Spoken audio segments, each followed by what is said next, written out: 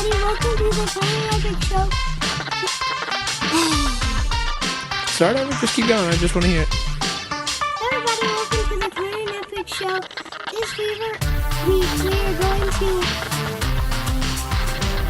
be doing comics, television, and movies. Alright, now say it again and a bit more together.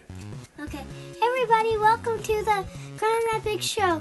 This week we are going to be working on comics, television, and movies. Good.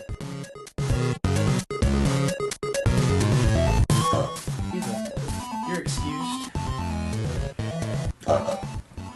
Excuse me. So, David, what are we doing this week? Are we already on? Yep. Okay. Should we give it another go now that we know that we're... You mean, do you want to... No. No, okay. We're good. Do we include this part again? Because, Sure, I what mean, the hell? they'll be like, wow, these people really don't know how to start a podcast. No, we do. This is actually one par for the course. Oh, okay. Right on. So, yeah. Should we apologize to people that might have been offended by our last episode? I don't think we did anything offensive, though. And neither do I. I mean, it's not like you did the... you played the Star Wars one that you recorded with Gabe or anything. I mean, that's really offensive. I still think you should play it. Just because I'm still a week later laughing about the Watto joke. Well, every once in a while I'll think about it and I'll chuckle. Well, you know, this could be an ongoing joke. We I can't fucking talk. We could keep making references to it and be like, what the fuck is this podcast that they're talking about? What is this? And then eventually, at some point, maybe release it. But it could just be this mysterious thing that they're just like, what the fuck are they talking about? What the fuck is this racist Star Wars thing? I mean, I thought George Lucas did a good enough job. And he does. Yeah. We just make it obvious. But, so yeah. And that's more cursing than what we did in our entire last podcast. But yet people still had issues with cursing. I'm sorry, it's marked. I don't think it was the cursing that was the problem. It's the fact they couldn't take it as a joke. It was a stupid joke. Yeah, it was a stupid joke. But I mean, it's a stupid joke on my part. It was a useless stupid joke. It was. But I mean... It was okay, if you don't like cursing, stop fucking listening. Well, I don't think it was that they didn't like the cursing. They didn't like the joke. They thought the joke was bad. It was bad, but that was the point. I purposely tried to make the damn thing awkward.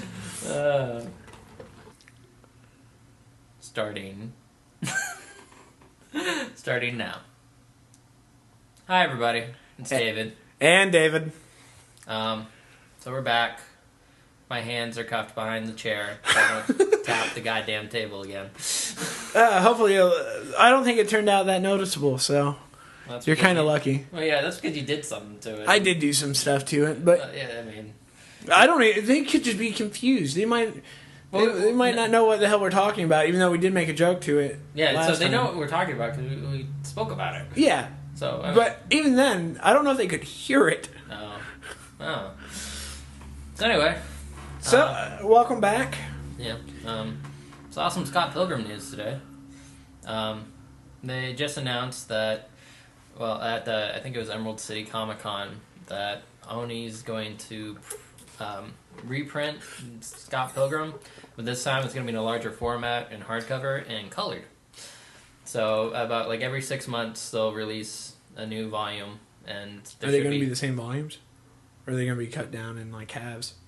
No, it's still going to be the 6 volumes. Yeah, it's just going to be 6 volumes. Just double checking. Yeah. So I want information.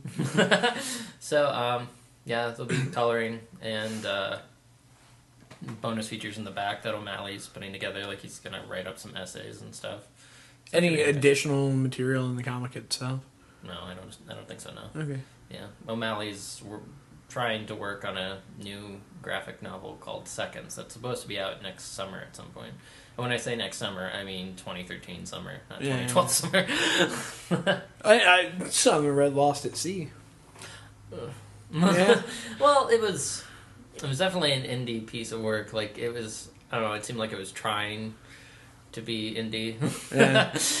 It's definitely not Scott Pilgrim. Gotcha. Is it still worth checking out or no? Yeah, it's worth a read. So it's Okay. I don't. I can't give it like a big recommendation. That's fine. But so yeah, that was kind of awesome. Scott Pilgrim news. Let's see. Community. Community was awesome. That luckily, it was the highest rated show on NBC on Thursday. So hopefully they'll stop being assholes and just leave it be. Because, I mean, at this point, you got to understand that nothing's really going to compete against Big Bang Theory. Even though it should be noted that Community's ratings didn't slide when they were actually put up against a new episode of The Big Bang Theory. Yeah. Especially one that was advertised to have Leonard Nimoy in it. Yeah, exactly. So, I still haven't watched Big Bang Theory. I want to. he wasn't actually in it. Yeah, I know. He does the voice of a Spock doll. But, Doll. I can't. Pronunciation. But yeah, Community's fucking awesome. Like the Subway gag. I want to stop him right there. I want to make a personal thank you to Subway. I love your food. Every time I go in, I get a foot-long oven-roasted chicken with provolone on flatbread. And I've mainly started eating at Subway all the time because of Chuck. So thank you for saving Chuck, and I hope you do the same to Community. So David, that was just a commercial for Chuck. Trying to become a human, what is it, a corporate human being. I mean, Community had the best product placement gags I've ever seen since 30 Rock and their Snapple guy. Too bad they didn't actually have the human being as, like, just wear a Subway sign. We got fun. I haven't seen a human being in a while. Has he been in it this season? I don't know. But, yeah, that was a good episode of Community. I think the only weakness was the weird kind of Jeff Annie subplot. Yeah. It seemed a bit... I mean, maybe since it's a two-parter... It'll be explored more in the next episode. Yeah. Because evidently in the next episode they're supposed to... The study group chooses sides. Oh, in the war they do? Yeah. See, I thought those pillow... in this episode, Aubin and Troy are setting up blanket and pillow forts. And they're... At the end of the episode, they kind of basically just declare war on each other. And I thought that was going to be the finale of the season. Yeah, that's kind of worried me. Maybe... How many... Do we know how many episodes are in the second half? I think they did... I think by the time they hit Christmas, I think they went through 12 episodes. So Christmas was like 9. Was it 9? Yeah. Christmas was episode 9. They did order a full 22 episode thing, so, I mean, well, that seems really early then. Yeah. I don't know. Maybe they got something else planned. Maybe. Yeah. I don't know. We just heard incorrectly. Yeah. Because I was worried about that. I started watching the episode and I was just like, wait a second. I thought this was supposed to be the replacement for the paintball. Yeah. Because they're not doing a paintball episode, everybody. Because, well, Dan Harmon's doing the good thing, and he's like, I don't really have any ideas for paintball this year, so we're just gonna let it be. Hey, maybe next year a pillow paintball fight. Just combine the two. I'll be down for that. But what about the villain? What about the villain in Community? John Goodman. What the fuck was up with his ponytail? I don't know. But he also has a goatee. It was just kind of funny. Like, he kept on saying he was going through some shit. Yeah, when he was just asked Abed to turn around in the pillow fort, and I was kind of like, okay, what? What's his problem? And then, like, at the end, he put on a band hat, and, like a trumpet, was it? Yeah. I have no idea what was going on with him.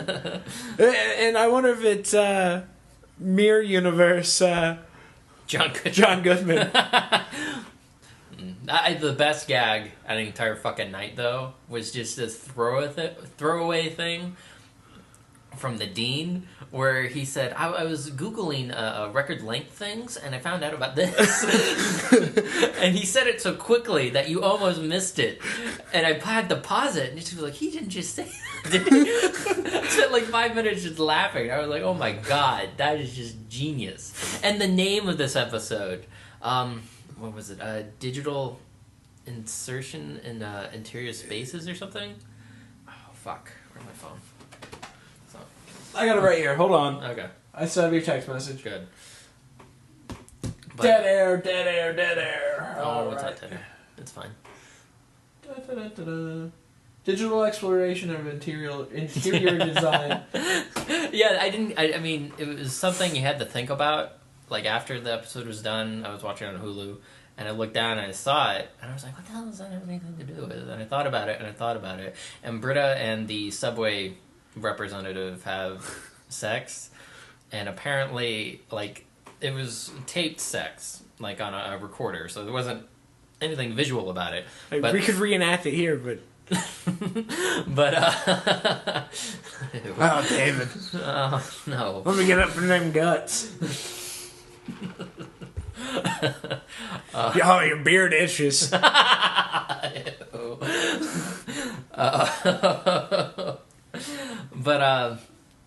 yeah, apparently, like at first, the Subway guy's boss is okay with it, and then like he keeps on listening, and they start doing something, and all you see is his face. Yeah, and We just made faces, and you're like, yeah. I don't think they can see our faces. well, okay, yeah, the guy just was making faces, and it kept on getting worse and worse. And you're like, what the hell did they do? and then after you're done watching the episode, you see the title, and you're like, oh. And it's just, yeah. That was a good joke. And I love the guy. He was like, can somebody hand me my jacket, please? And everybody around the table was like, why can't you grab it yourself? Just somebody go grab my jacket, please. And if you haven't watched Community, we apologize for explaining the entire episode. Well, hopefully they figured out that, actually maybe at the beginning of this, you could just be like, so we're going to talk about shit openly. So if you're a person who doesn't like spoilers, well, yeah, but we've seen it. We're discussing it. Yes, I know. If you're a person who doesn't like, he pointed at me. Just to clarify. Yeah, if you're a person who doesn't like spoilers, yeah, you should probably put something up at the front and be like, we talk about this. We should come up with a sound effect. Oh. Like a warning, like a... A wooga. A wooga. Only if I can use you saying that. Awooga. Can I get that a couple times into the microphone without any other disturbances? Awooga. Awooga. Alright, I don't know if I'll use that. I'm pretty sure I'll just... I'll probably put that on Facebook. Be like, hey everybody, listen to David make really awkward noises. And then listen to David awkwardly have sex with me. Oh, that beard. Oh, Jesus. So yeah. Let's see what's next. Oh, Mad Men. Mad Men. That was such a great return to season 5. Mm-hmm. I can't wait to watch it again. And just to torment the people out there, I'm going to get something stuck in your head really quick. Zooby zooby zoo. Zooby zooby. Actually, I found it on Spotify. Really? Yeah. Well, let me... You should have this shit ready, dude.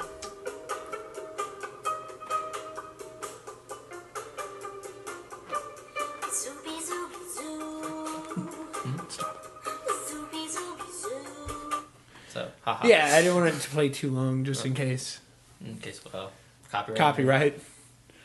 Does it really count as copyright infringement? It's not like we're making money off this. That's true, but I don't want to take any chances. I don't want...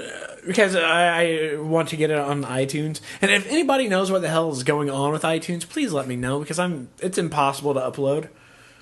I've tried it, and I keep getting timed out. So, email me if you know the answer to that.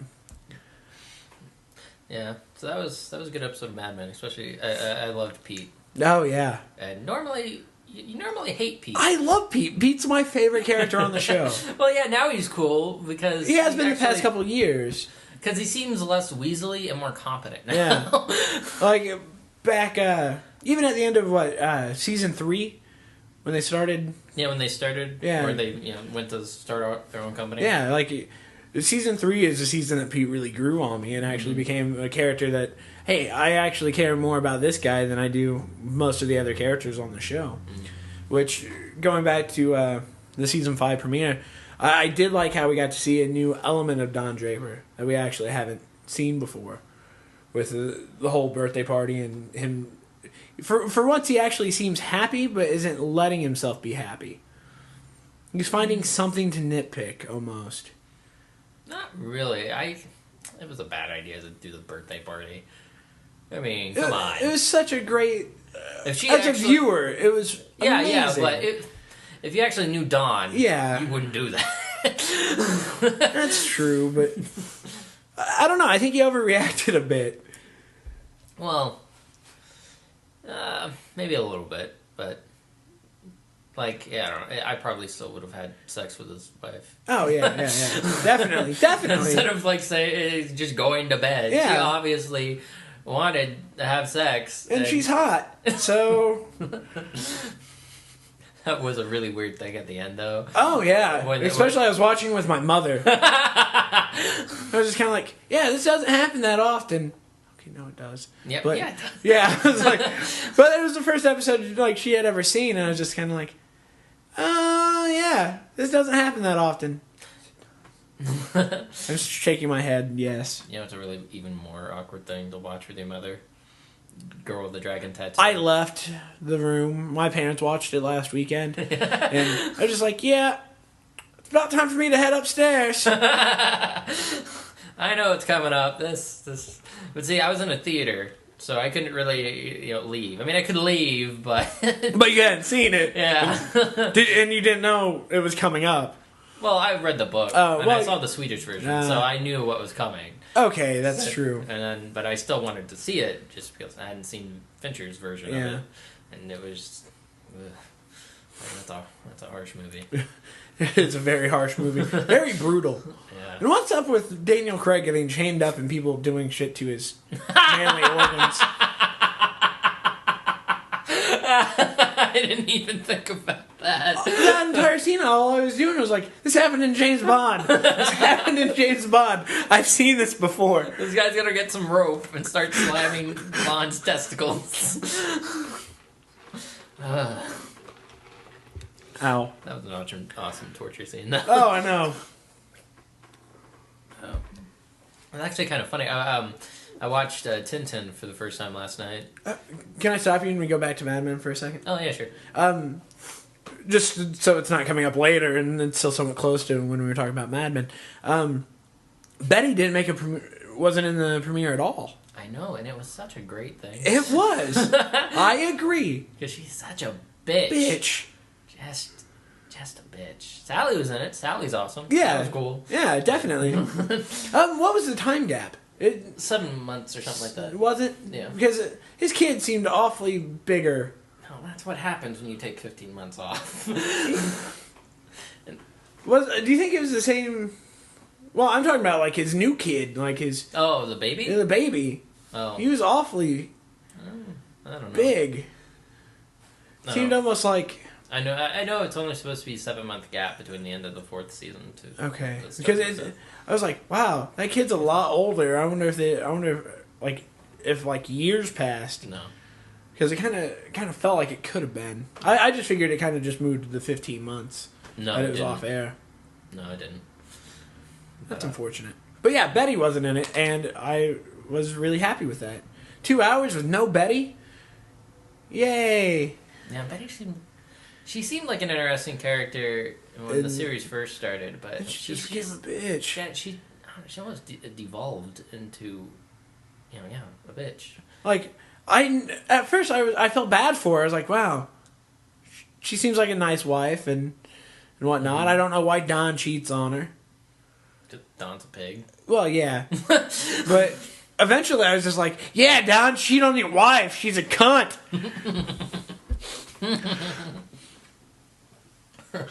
Is that bad? Is that a wrong way to look at it? Oh, Like, after a while, I was just like, I don't blame him for having sex with other women.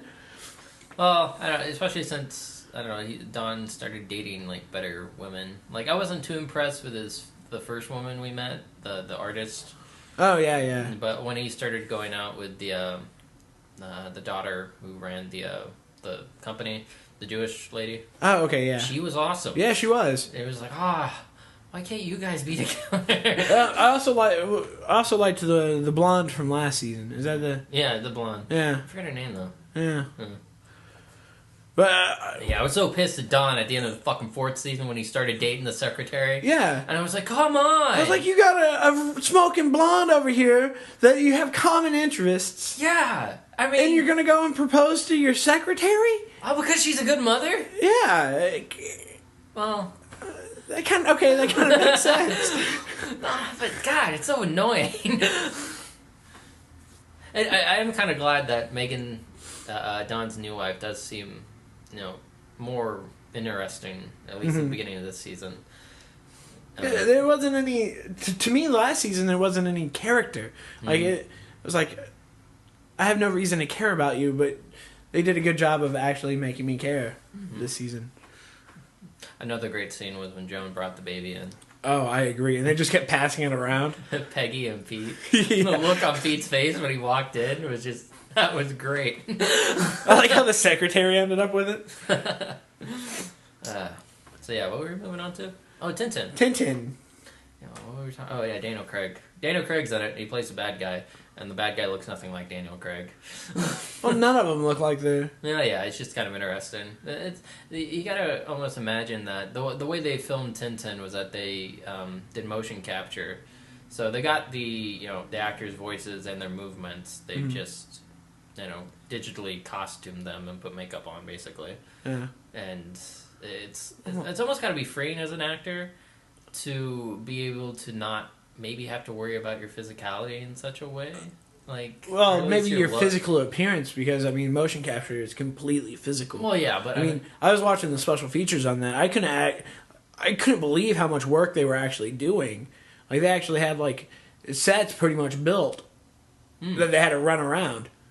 so they like had a boat and everything. Or? Well, not quite, but they had like railings for when they jump over railings and all that laid out. So if they're running, if like Tintin's running around the boat, he's actually going around this kind of obstacle course that they have designed to match what's in the computer. I was just like, wow, that's intense. Like I had no idea it was that physical. Now, when they filmed it that way, did they actually have the camera going the way it's supposed to go, or did they... It shows Steven Spielberg, he has this controller thing that he's actually controlling the camera as it's on a screen. Like the digital information's like going directly into what he sees, and there isn't an actual camera. It's all done digitally, and it's like a big PlayStation controller that he's controlling the camera with, and that's how they could do those awesome scenes, like when Tintin runs out into the car and it switches like that. It's all done by hand on the controller thing. Huh. I was just like, wow. I might be mistaken. There might be an actual camera like following their movements. You would think there would have to be something. I mean, I don't know. Maybe he gets to play with the physical world and the way it moves with that controller. But it's definitely an interesting process. I mean, I went to film school, and I had... This was all new to me. I was watching the special features, and I was like amazed. It was like I was sitting in class again, learning. And the story was just awesome. Like the movie altogether felt like... The story altogether felt like it was going back to like classic Indiana Jones for me. Like it really felt like, hey, this is a movie on par with like Raiders. Yeah, it's a good movie that I think, once again, I don't know, like I remember seeing trailers for Tintin, and the trailers weren't really that good. And it reminds me of John Carter. Like I know Tintin did more money than John Carter, but I don't really more. I don't really think it did too well here. Like internationally, Tintin did very well. Yeah, it was a big success overseas. Yeah, but domestically, nobody knows Tintin here.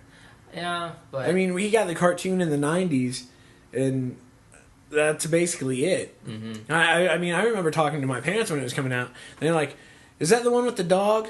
I was like, "Yeah." I was like, "Yes," but I think you're thinking of Rin Tin Tin. Matt did the same thing when I first brought up Tintin. Yeah, and he was like, "A dog movie? Why would we see a dog movie?" And I think that might have caused some issues. But yeah, it's just I don't know. I last night I felt ashamed that I didn't actually go see Tintin in theaters. Oh, you missed out, sir. There's some amazing amazing visuals. Like there is this single shot chase scene where the camera doesn't cut the entire time. You're just following them going down this like twisty, curvy road where a dam's like breaking apart, water's coming to them. They're trying to chase down this bird that has a piece of paper, and it's fucking crazy. Oh man, so fucking good. It was awesome seeing it in theaters. I saw it with Andrew and Etzel, and it was in 3D, and it was just like, oh my god, this is why can't I find anybody to go see this movie before now?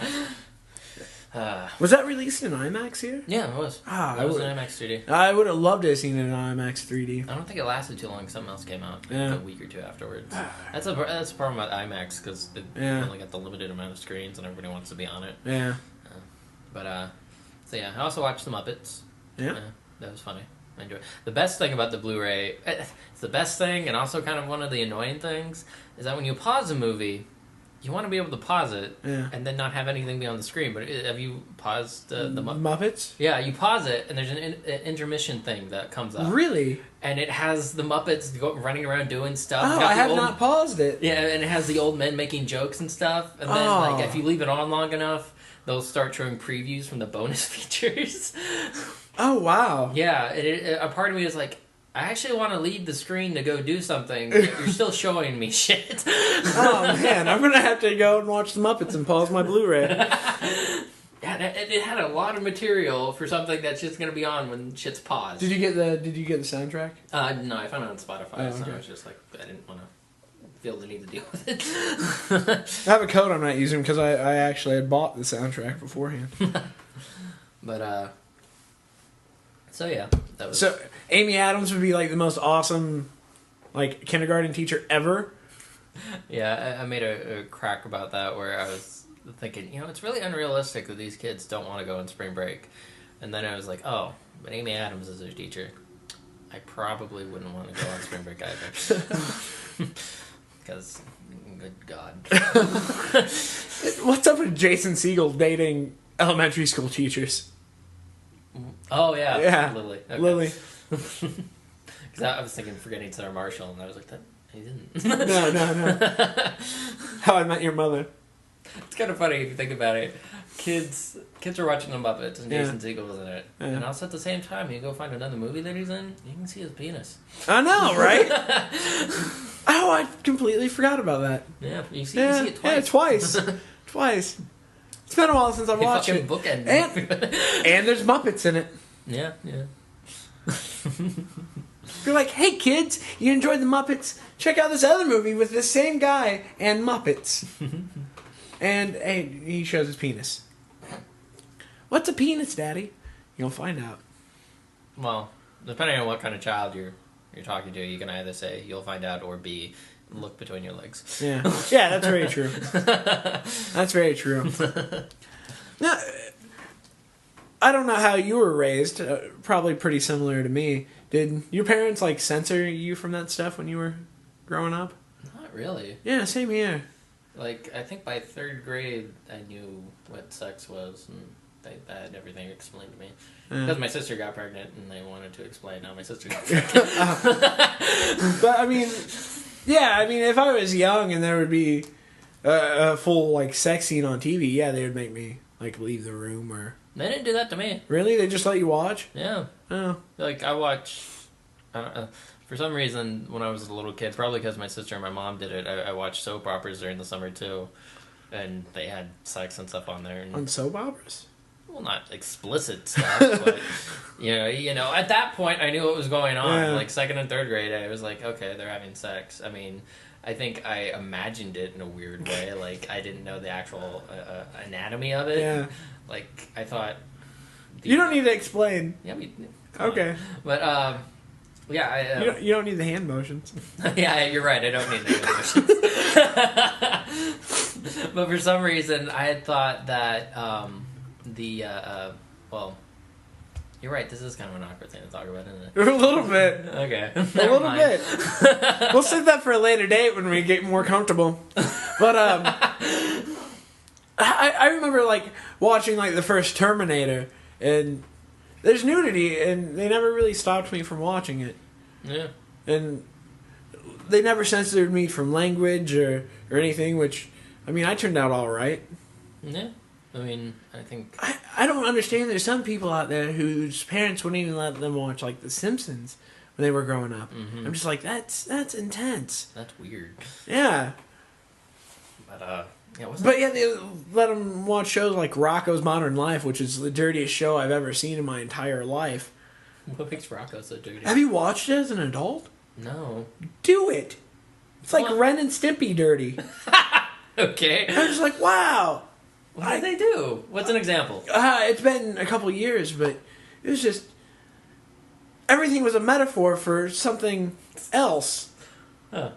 I'm just like, wow, that's really bad for a kid's cartoon.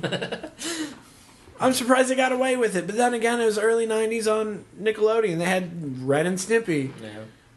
Speaking of kids' cartoons, but we'll probably talk about this next podcast. But When we've actually seen it. yeah, Ultimate Spider-Man premieres on, what is it? Disney? Tomorrow. Yeah. Tomorrow on Disney XD. Or at least tomorrow from when we're recording this. Yes. At the point you actually, actually this could be online later today if I actually try. But, okay, from the day that we're recording this, Ultimate Spider-Man premieres tomorrow. And David doesn't seem to... I'm not... the trailers haven't thrilled me that much. The only trailer that bugged me was the scene between Fury and Spider-Man where Fury was like, I'm gonna make you the Ultimate Spider-Man, just because they felt some weird need to put the title in the show, like, in some awkward manner. Like, I almost don't want it to be called Ultimate Spider-Man. It doesn't seem like it'll... Like, I was hoping it would be kind of an adaptation of the comic, and it doesn't seem like it's going to be. No, it isn't at all. But that bothers me. I don't mind that much if they're calling it Ultimate Spider-Man. It's just the fact I don't like it being shoehorned into the episode in such a weird manner. Well, yeah, that's my main worry, yeah. But other than that, like, I've seen some other clips, like some bad guys attacking Yeah. Peter's school and stuff, and it's actually pretty funny. All right. Like there was, I have it set to record. I'm going to watch it. yeah, but like there was a scene where I think what was it? I think it's like the Fearsome Four attacking. Spider-Man had dealt with the Trapster the night before, and now the Wizard and a couple other people showed up. And I guess one of the people has like some convoluted backstory, and Peter was introducing everybody by breaking the fourth wall and narrating to the audience. And he was like, "Then that's Thundra. She's from outer space." And then he just looks at the camera and he's like, "Don't ask." Also premiering tomorrow on Disney XD is The Avengers. Is that actually? Yeah. Okay. Avengers comes back tomorrow. It's an hour-long block. I thought the first block was just going to be Ultimate Spider-Man, though. Like the first weekend, and then. Oh, it might be. So. I know. Ultimate Spider-Man's an hour tomorrow. But there was they released a still from Avengers for the upcoming season, and it had Luke Cage, Iron Fist, Spider-Man, Wolverine.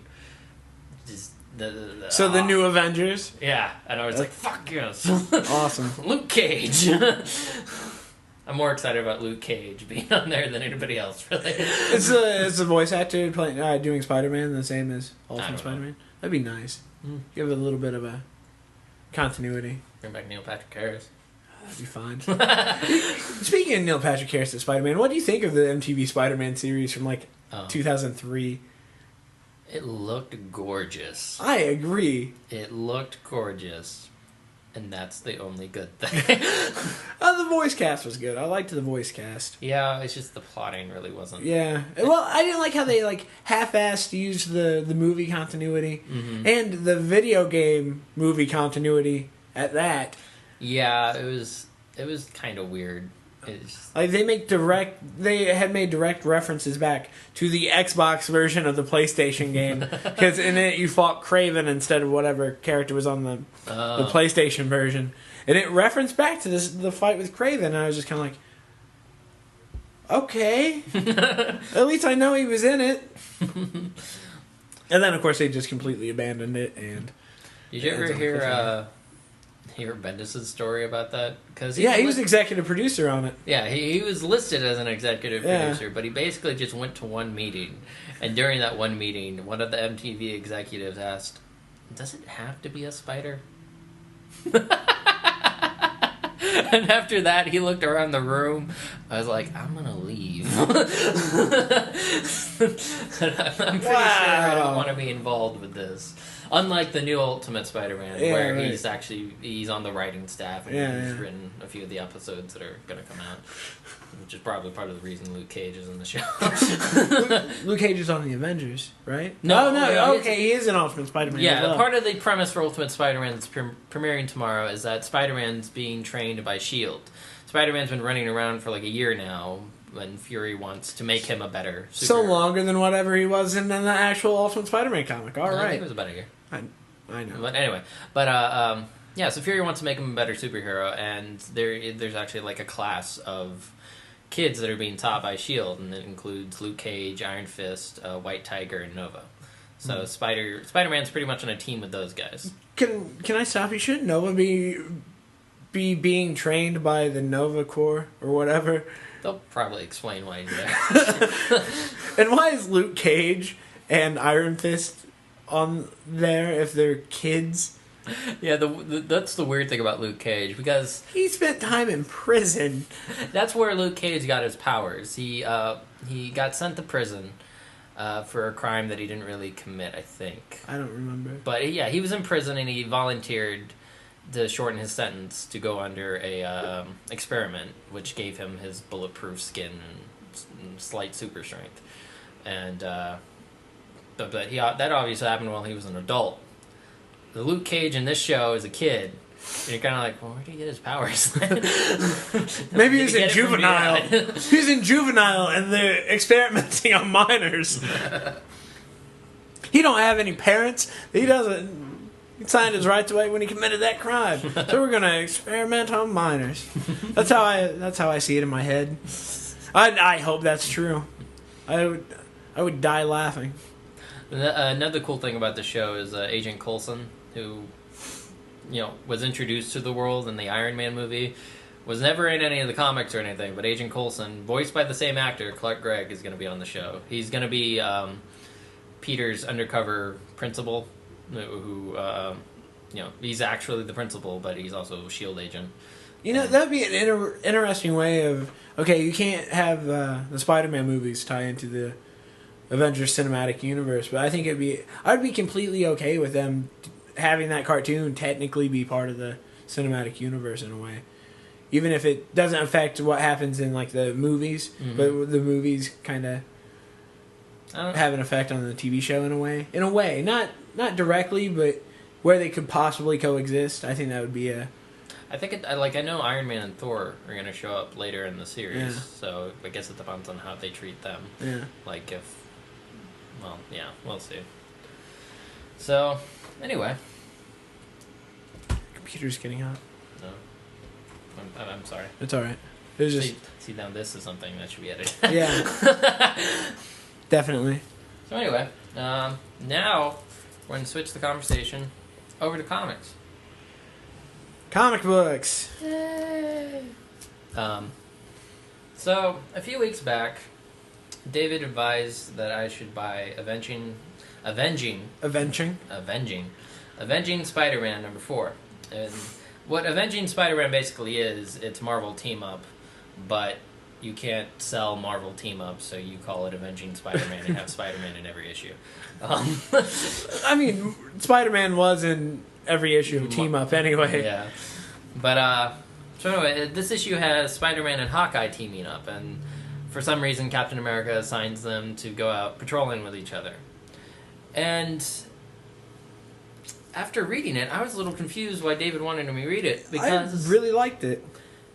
But it paints Hawkeye in such a negative fashion, because at the end of the comic, there's a threat that's threatening to kill like thousands of people. And it's like, I think Spider-Man says like 700 yards away. And Hawkeye needs to make that shot, and Peter doesn't trust him to do it. So Peter runs off, swing down to deal with the guy. Hawkeye still gets off his arrow, even though he's being attacked by a shit ton of guys. But Hawkeye still misses.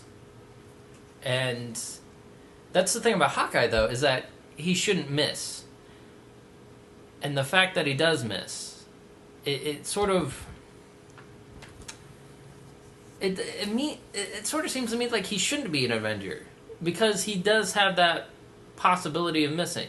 He does have. I mean, if Spider-Man wasn't there to eventually take the guy down, Hawkeye would have fucked up, and thousands of people would have died. Well, at the end, Spider-Man sticks the arrow into the dude to... I thought that was like a kind of a sweet moment where... You're placating his ego, though. Yeah, but I mean, they're friends, they're teammates. I mean... But... It's... I thought it did a great job of showing that, okay, he has issues like Hawkeye. Yeah, he does have an ego and it's kind of a douchebag at times. But they're still friends.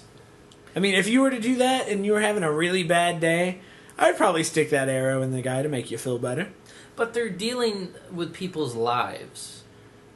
He should be aware that he can't make that shot. He shouldn't rely on the fact that he can make a 700-yard shot. Yeah. He should be aware of that. Spider-Man should be, you couldn't have made that shot. Because now Hawkeye thinks he can. Yeah. And say he relies on that. I think that's kind of interesting if it were to come back into play, especially since he's basically the leader of the Secret Avengers now. I don't know. I just think it's a... And the Secret Avengers .1 issue a couple months back where Captain America was testing him, I thought he did a great job of showing that he's worthy to be an Avenger. Well, yeah, but... Yeah, that issue did a good job of making him seem, badass and capable of leading the Avengers. This negates it. I don't think this story really should have been made. Because all it does is detract from Hawkeye's character. Right now you're trying to establish him as somebody who can lead the Avengers. And in this, it doesn't seem like he should. I can see your point there, yeah. So, but I mean, he is human. Yeah, but at the same time, he's a human in charge of saving people. He has put himself out there to be... Batman has daddy issues and mommy issues. He should still be aware that he can't make that shot. So, somebody could potentially die because of it. Yeah. It's I don't know. How many people die all the time in Batman? Batman never saves everybody. Well, yeah, but that should be his goal. Is it, though? Well, it's just... Yeah, I mean, it's a well-written issue, and it's drawn well for Greg Land. Actually, sometimes I don't get the bitching about Greg Land. I don't either. I mean, yeah, sometimes you can tell he's, like... Reusing, and obviously sometimes it looks like he's drawing off of porn models or something. Like, facial expressions on people sometimes, you're just kind of like, okay. He did remind me a lot of Scott in this. But, yeah, I mean, it's a well-written issue. It's a well-done issue. It's just the idea behind it, I think, is... I don't know. It shouldn't have been put out there. It contradicts what the character should be. So, yeah. I like my comics showing me that people have flaws. Even... Well, yeah. And if there's a place to do it in team-up. But... Where it's just a one-on-one with the character. Maybe I'm more mad at Spider-Man for doing what he did. Spider-Man should have been like, you ass. Yeah. You couldn't have made that. You didn't make that. You could have, but it's a good thing I was here. Otherwise, people would have died. And I think I would have preferred that. Just because... I don't know. So are you mad at Spider-Man or Hawkeye? I'm mad at them both. See, it's just the idea behind But yeah, you still picked up the next issue of Avenging Spider-Man. That's because I heard the good things about it. I mean, I like the book. I listened to the podcast Acme Comics, and they recommended it. They all really liked it, and I was like, all right, fuck it. It's got Vanilla U on pencils, so. And I'm going to be picking up 6 anyway because it's crossovering with Punisher and Daredevil. Yeah. So yeah.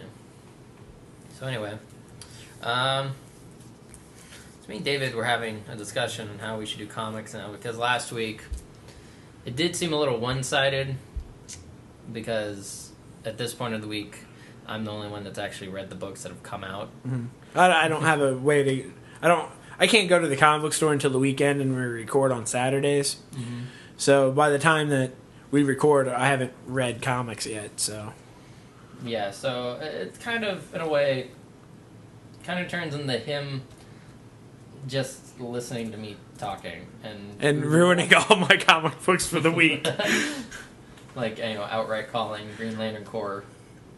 You know what? I actually really enjoyed that issue of Green Lantern Corps. Why? I thought it was a nice personal story. Okay, yes, it was a one-off. I didn't care about any of those characters, and it's all a story we've seen before. I just kind of liked it.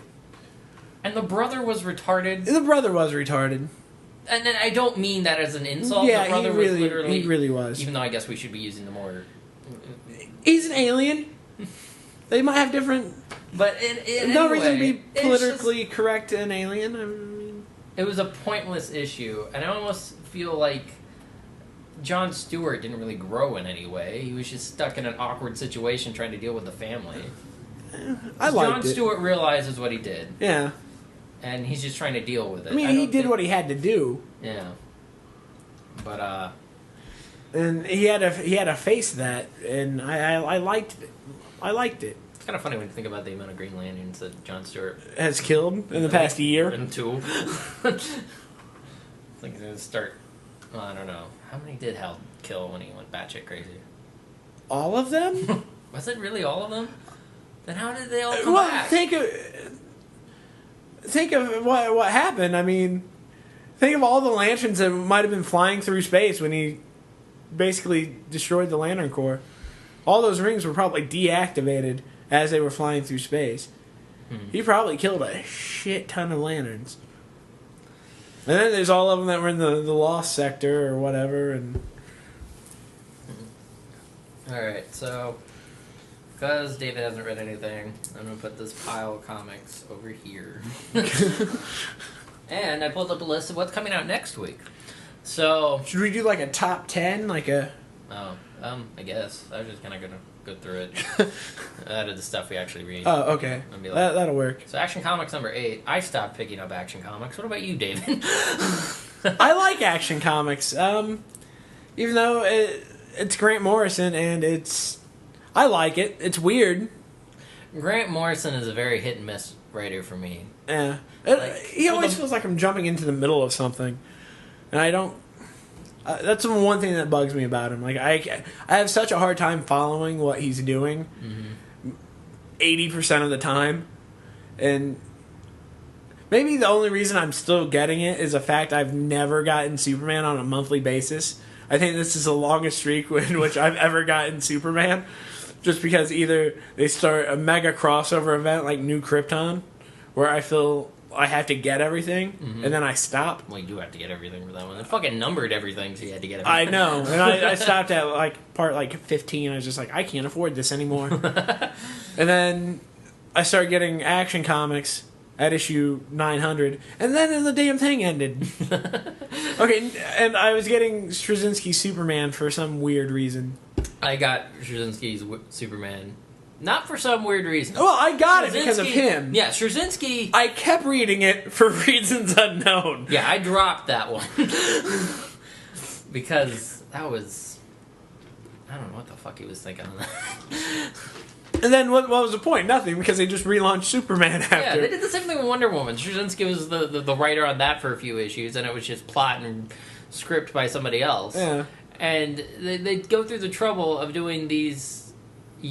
sort of mini relaunches. Yeah.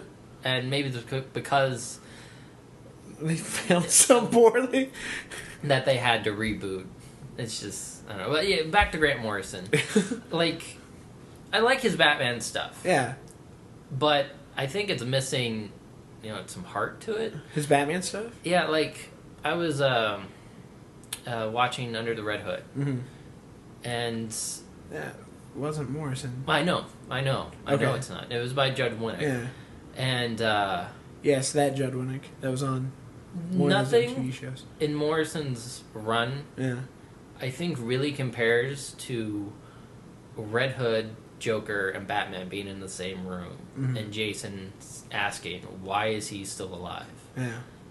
It's such a great dramatic moment, because it does ask a legitimate question, and nothing in Morrison's run gets close to that. Yeah, I agree.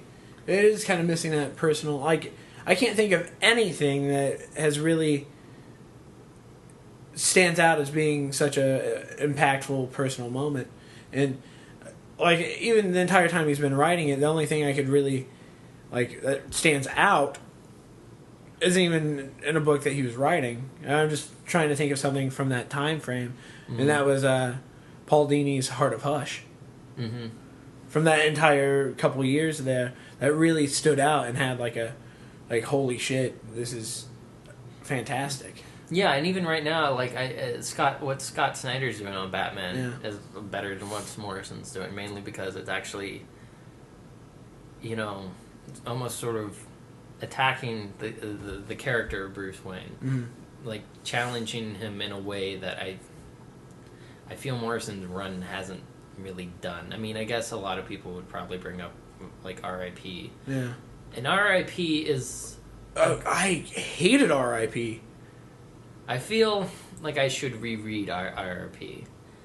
But I know that while it was coming out, I really wasn't enjoying it. Yeah, that entire death of Batman was just kind of...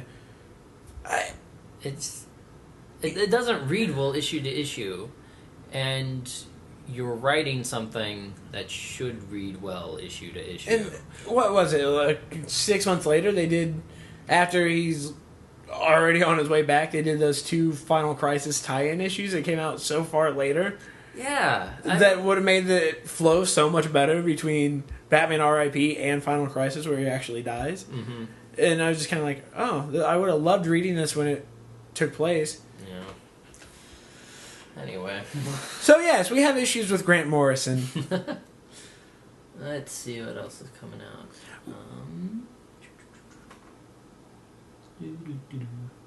David really likes Red Lanterns for some reason. I do like Red Lanterns. You're not getting Patel, are you? What is it? That's Ed Brubaker and Sean Phillips. No. You have to ask, what is it? What is it?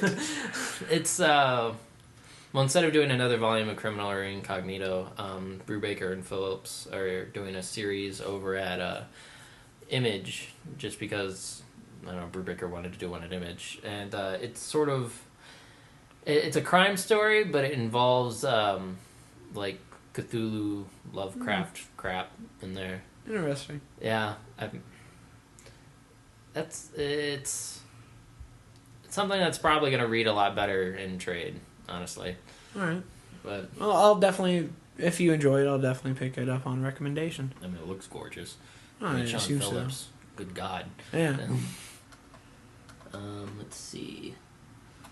Oh, what you think of Amazing Spider-Man last week? I really liked Amazing Spider-Man.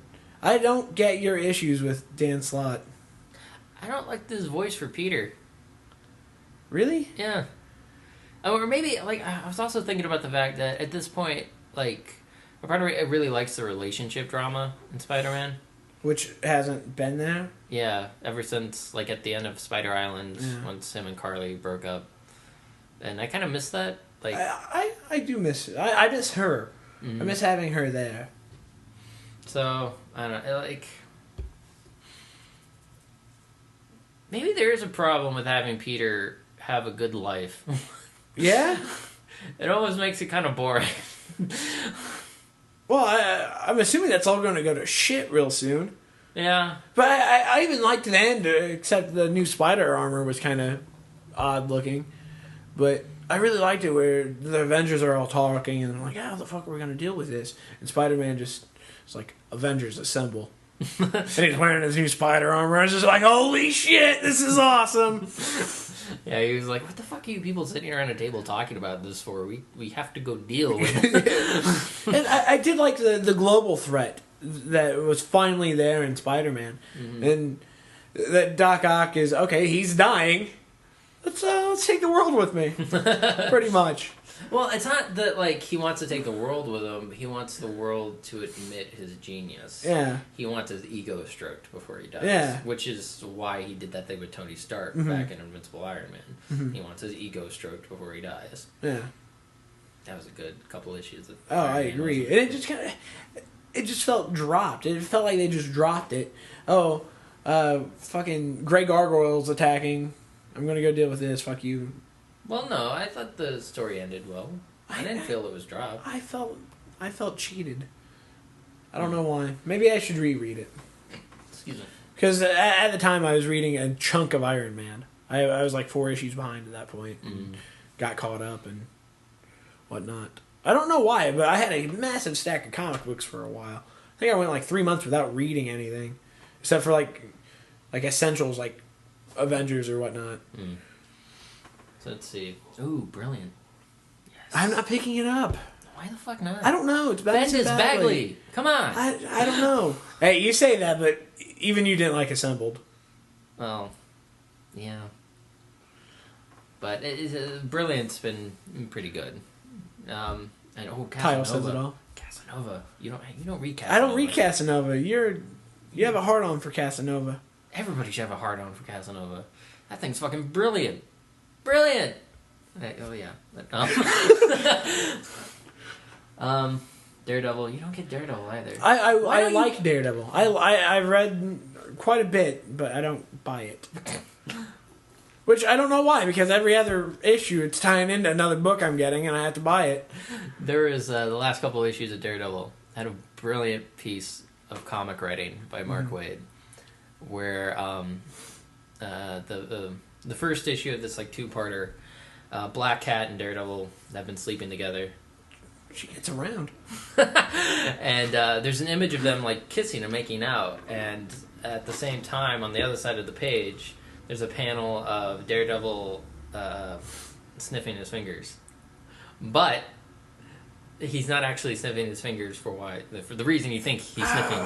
He's like he's going underground and he's trying to find his way, and he's sniffing the ground to kind of But wow, that's dirty. I know, but the thing is that everybody thought it was just sort of accidental, like they weren't doing that on purpose. But then the next issue, at the end of it, Black Cat leaves a letter for Matt, and it says that she was sort of making a joke about how he's good with his fingers, and you're just like, oh, very nice joke, bravo. Had to wait a month for the payoff. But well done. Maybe you won't want to start picking up Daredevil, though, because now that Marcos Martin is, I think he's going to go do an independent series with Brian K. Vaughan. Mm-hmm. Who's taking over? Well, Paulo Rivera is still staying. You don't like Paulo? Yeah, I do. Okay. The other guy's going to be Chris Samney. Yeah. And for some reason, David West does not like... I don't. And I think he's fucking nuts for it. Well, maybe it'll... I just don't... I don't like it in Ultimate Spider-Man. You did like it in Captain America and Bucky. I like it in Captain America and Bucky. I think his art fits that tone a bit better than what it does in Ultimate Spider-Man. So... And I mean, that's what a lot of, like, comic book art... I mean, if the art doesn't fit the tone of what I think the book is, it feels off to me. Kind of like... Deodato on New Avengers. It just feels off to me. See, I really like Deodato on New Avengers. But I would rather have somebody like Eminem? Yeah, exactly. I think like Eminem on everything. Well, yes. But I think something like that just fits the tone of New Avengers better than Deodato. I think... But I love Deodato on Secret Avengers and Dark Avengers. I thought it suited those books. Well, what do you think about the last arc with a New Avengers, with the Dark Avengers coming back? Do you think Deodato fit on that? Yes. In that arc, yes, because it reminded me of Dark Avengers, yeah. Okay. And for that, yeah, it worked. But overall, I would like a more lighter tone for New Avengers. Because, I mean, it's always been that go-to fun book for me. And even when it started out, I mean, it was Finch. And, I mean, everything that Finch does is gorgeous. I think so.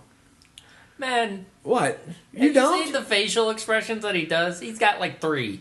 Oh, That man can't act worth a damn. okay. Actually, I don't... Did Batman come out this week? I think you picked up Dark Knight. I didn't. Why are my books in here upside down? I don't know. Because you were going through them on the counter and they got mixed together. No, No, weird they're all fashion. in here. Oh, I might have put it back. No, I ended up getting everything. So Yeah. Excuse me. Let's see. Oh, I don't know if he actually did that. Well, kind of looks like he did. He might have done the cover. No, that's him. Yeah, hey, look, Bane has a rape face. Oh, God. A rape face, really? Yeah, it's kind of like what the Hulk looks like the entire time. But see, I don't know, like... I guess I'm not a big fan of over-exaggeration. Like, even somebody like Frank It's Cho. Bane. Even somebody like Frank It's Cho. Bane. Even somebody like Frank Cho, who draws women in exaggerated manners, kind of bugs me a little bit, because I'm just like, that's not really... I mean, I know you're trying to go for sexy, but a part of me is going, that's not actually sexy, because women don't look like that. It's Bane. It's just, everybody has the same face.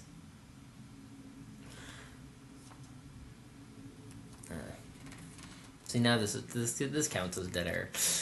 Yeah, okay. I was looking at comic books. All right. Holy shit! Do we get another issue of Secret Adventures next week?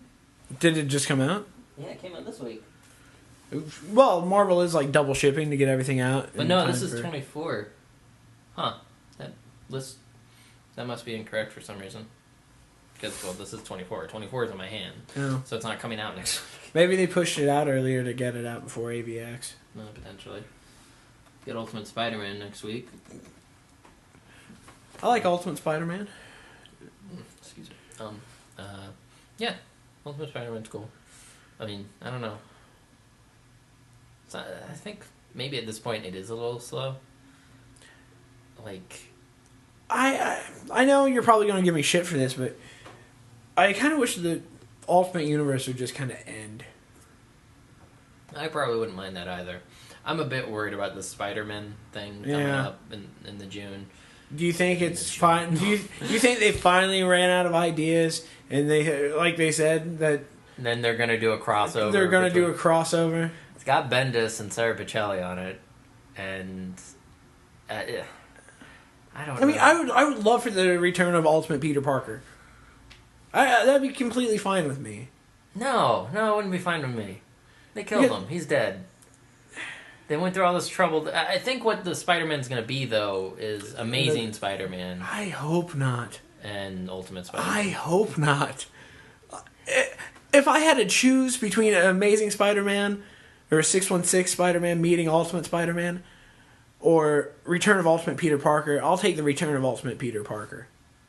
I'd prefer the first. Really? Because they killed Peter, and it was Well, a they pretty good also... death scene. It was a pretty good death scene, but I never want to see the two universes cross over. Well, same here. I mean, Just- more so than what they kind of already had with, like, zombies. I mean, I just think all in all, Spider-Man, from what it looks like it's going to be, it's not like it's been confirmed what the fuck it's going to be. It just seems like a worrisome project. Do you think Bendis is doing it for a paycheck? No, he doesn't need it. I know, but it just worries me. The entire premise worries me. And I can't even say I'm a big fan of Miles. Oh, shit. What? How long have we been doing this for? Over an hour. Oh, okay. We should stop because we're going to go watch a movie. What time is it? 3:02. We got 8 minutes. Oh, shit. Yeah, we should go. Yeah. So, goodbye, everybody. We'll be back in 2 hours. Pause.